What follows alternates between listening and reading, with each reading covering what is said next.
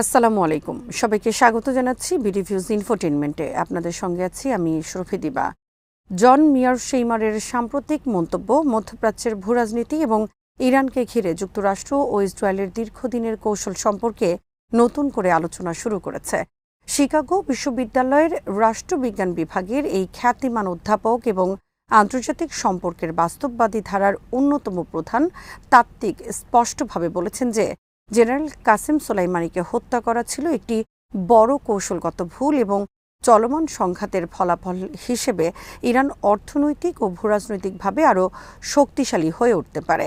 বিষয়টি বিশেষভাবে গুরুত্বপূর্ণ কারণ এই মূল্যায়ন কোনো ইরানপন্থী বিশ্লেষকের নয়, বরং এমন একজন চিন্তাবিদের যিনি দীর্ঘদিন ধরে যুক্তরাষ্ট্রের মধ্যপ্রাচ্য নীতির সমালোচনা করে আসছেন এবং ক্ষমতার বাস্তব সমীকরণের ভিত্তিতে আন্তর্জাতিক রাজনীতিকে বিশ্লেষণ করেন। আরও বিস্তারিত থাকছে ওয়াহিদ ফারুকীর প্রতিবেদনে।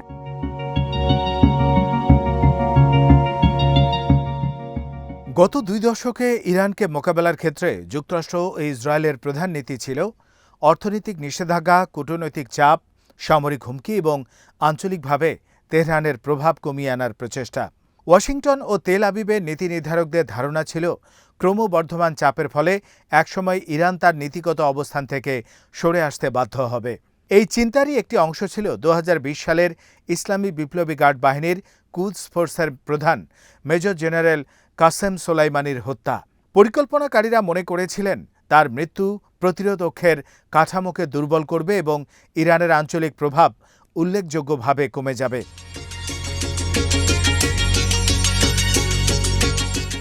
কিন্তু সময়ের সঙ্গে সঙ্গে দেখা গেছে এই হিসেব বাস্তবতার সঙ্গে পুরোপুরি মেলেনি। কাসেম সোলাইমানি কেবল একজন সামরিক কমান্ডার ছিলেন না, তিনি ছিলেন একটি আদর্শ, একটি কৌশলগত নেটওয়ার্ক এবং বিভিন্ন আঞ্চলিক শক্তির মধ্যে সমন্বয়ের প্রতীক। তাকে হত্যা করে সেই কাঠামো ধ্বংস করা যাবে বলে যে ধারণা করা হয়েছিল, বাস্তবে তার উল্টো ফল দেখা গেছে। প্রতিরোধ অক্ষের বিভিন্ন অংশের মধ্যে সমন্বয় বৃদ্ধি পেয়েছে, সহযোগিতা আরও সুসংহত হয়েছে এবং ইরানের আঞ্চলিক প্রভাবও পুরোপুরি ভেঙে পড়েনি।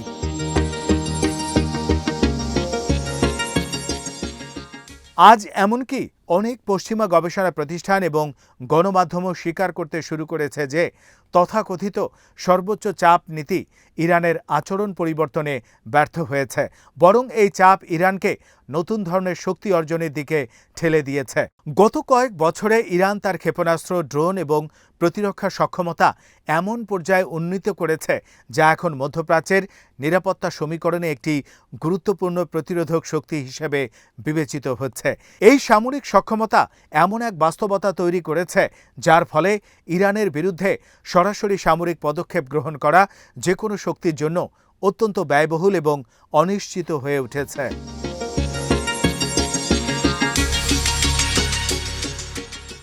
ভূরাজনৈতিক দৃষ্টিকোণ থেকেও ইরানের গুরুত্ব অস্বীকার করার উপায় নেই। জন মেয়ারশেইমার বিশেষভাবে যে বিষয়টির উপর গুরুত্ব দিয়েছেন তা হল হরমুজ প্রণালীর উপর ইরানের প্রভাব। বিশ্বের জ্বালানি সরবরাহ ব্যবস্থার অন্যতম গুরুত্বপূর্ণ কেন্দ্র এই প্রণালী দিয়ে প্রতিদিন বিপুল পরিমাণ তেল ও গ্যাস পরিবাহিত হয়। ফলে এই অঞ্চলে যে কোনো ধরনের অস্থিরতা বৈশ্বিক জ্বালানি বাজারকে প্রভাবিত করতে পারে এবং বিশ্বের বৃহৎ অর্থনীতিগুলোর জন্য গুরুতর চ্যালেঞ্জ সৃষ্টি করতে পারে। এই কারণেই আন্তর্জাতিক শক্তিগুলো ইরানকে সম্পূর্ণ উপেক্ষা করতে পারে না।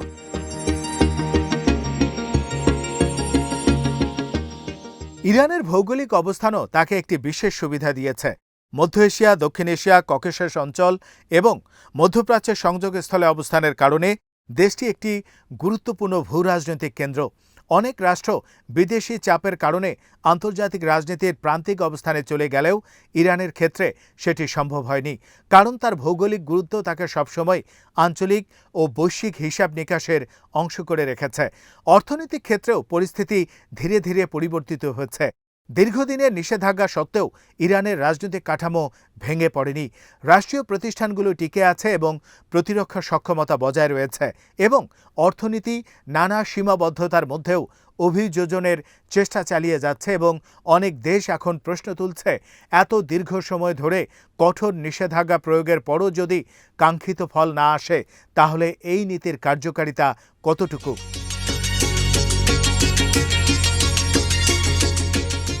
বিশ্ব রাজনীতির পরিবর্তিত বাস্তবতাও ইরানের জন্য নতুন সুযোগ তৈরি করেছে। একসময় আন্তর্জাতিক ব্যবস্থায় যুক্তরাষ্ট্রের একক আধিপত্য ছিল স্পষ্ট, কিন্তু বর্তমানে বিশ্ব ধীরে ধীরে বহুমেরুকেন্দ্রিক কাঠামোর দিকে অগ্রসর হচ্ছে। চীন, রাশিয়া, ভারত সহ বিভিন্ন উদীয়মান শক্তি আন্তর্জাতিক অর্থনীতি এবং রাজনীতিতে ক্রমবর্ধমান ভূমিকা পালন করছে। এই পরিবর্তনের ফলে ইরান নতুন অংশীদার খুঁজে পাওয়ার সুযোগ পেয়েছে এবং পশ্চিমা আর্থিক ব্যবস্থার বাইরে বিকল্প অর্থনৈতিক ও বাণিজ্যিক নেটওয়ার্ক গড়ে তোলার চেষ্টা করেছে। চীনের সঙ্গে দীর্ঘমেয়াদী অর্থনৈতিক সহযোগিতা, রাশিয়ার সঙ্গে কৌশলগত সম্পর্ক এবং আঞ্চলিক সংগঠনগুলোর সঙ্গে সম্পৃক্ততা এবং বিকল্প আর্থিক ব্যবস্থার ব্যবহার ইরানকে কিছুটা হলেও নিষেধাজ্ঞার প্রভাব মোকাবেলা করতে সহায়তা করেছে। যদিও এসব উদ্যোগ সবসময় সমস্যার সমাধান নয়, তবুও এগুলো দেখায় যে আন্তর্জাতিক ব্যবস্থার পরিবর্তনশীল প্রকৃতি ইরানের জন্য নতুন সম্ভাবনার দুয়ার খুলে দিয়েছে।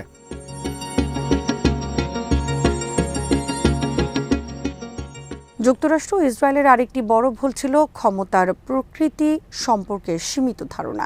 তারা অনেক সময় ধরে মনে করেছে যে সামরিক শক্তি ও প্রযুক্তিগত শ্রেষ্ঠত্বই ক্ষমতার একমাত্র উৎস, কিন্তু সাম্প্রতিক অভিজ্ঞতা দেখিয়েছে রাজনৈতিক ইচ্ছাশক্তি, সামাজিক সংহতি, জনসমর্থন, আঞ্চলিক জোট গঠন এবং দীর্ঘমেয়াদী কৌশলগত ধৈর্য সমান গুরুত্বপূর্ণ।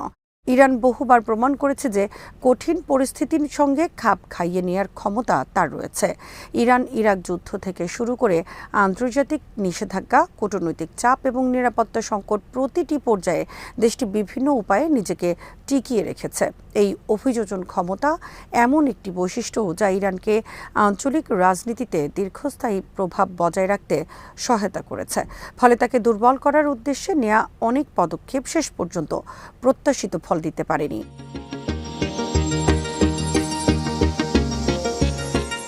অন্যদিকে যুক্তরাষ্ট্র এবং ইসরায়েলও বিভিন্ন চ্যালেঞ্জের মুখোমুখি হয়েছে। দীর্ঘমেয়াদী সামরিক সম্পৃক্ততার আর্থিক ব্যয়, আন্তর্জাতিক সমালোচনা, অভ্যন্তরীণ রাজনৈতিক বিভাজন এবং প্রতিরোধ ক্ষমতা নিয়ে প্রশ্ন তাদের জন্য নতুন বাস্তবতা তৈরি করেছে। বিশেষ করে ইসরায়েলের ক্ষেত্রে নিরাপত্তা ও প্রতিরোধ ক্ষমতা নিয়ে অভ্যন্তরীণ বিতর্ক আগের তুলনায় অনেক বেশি দৃশ্যমান হয়েছে।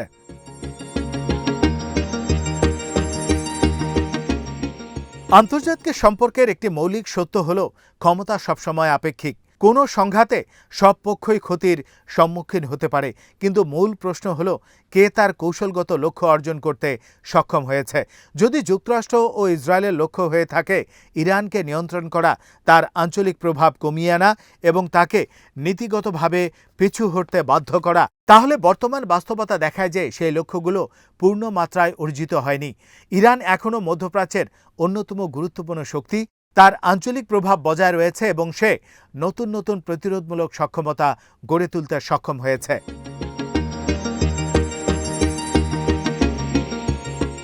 এই প্রেক্ষাপটে জন মিয়ারশেইমারের বিশ্লেষণ বিশেষ গুরুত্ব বহন করে।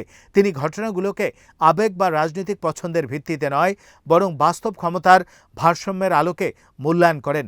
তিনি বলেন যে সোলাইমানিকে হত্যা করা একটি কৌশলগত ভুল ছিল এবং ইরান ভবিষ্যতে আরও শক্তিশালী অবস্থানে যেতে পারে।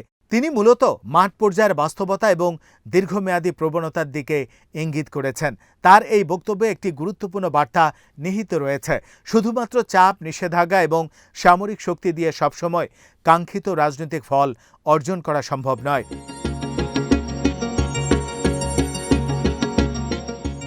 সবশেষে বলা যায়, সাম্প্রতিক বছরগুলোতে অভিজ্ঞতা যুক্তরাষ্ট্র ও ইসরায়েলের জন্য একটি গুরুত্বপূর্ণ শিক্ষা বহন করে। পশ্চিম এশিয়ার জটিল বাস্তবতাকে শুধুমাত্র সামরিক শক্তির মাধ্যমে পরিবর্তন করা সম্ভব নয়। ইরান এমন একটি রাষ্ট্র যার রয়েছে গভীর ঐতিহাসিক ভিত্তি, গুরুত্বপূর্ণ ভূরাজনৈতিক অবস্থান, উল্লেখযোগ্য জনসংখ্যা, বিস্তৃত আঞ্চলিক সম্পর্ক এবং দীর্ঘমেয়াদী কৌশলগত সক্ষমতা।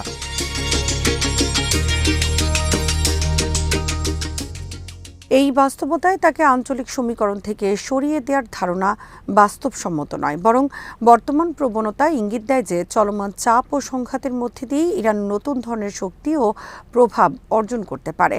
আর সেই কারণেই জন মিয়ারশেইমারের মূল্যায়ন আজ আন্তর্জাতিক রাজনীতির পর্যবেক্ষকদের কাছে এত গুরুত্বপূর্ণ হয়ে উঠেছে। তার মতে, ভবিষ্যতের সম্ভাব্য চিত্রে ইরান দুর্বল নয়, বরং আরও সুসংহত, আত্মবিশ্বাসী এবং প্রভাবশালী শক্তি হিসেবে আবির্ভূত হওয়ার যথেষ্ট সম্ভাবনা রাখে। আজ এখানেই শেষ করছি। সমরাস্ত্র প্রতিরক্ষা ও কূটনীতির নানা তথ্য জানতে চোখ রাখুন বিডি নিউজ ইনফোটেইনমেন্টে। চ্যানেলটি ভালো লাগলে সাবস্ক্রাইব করুন। আল্লাহ হাফেজ।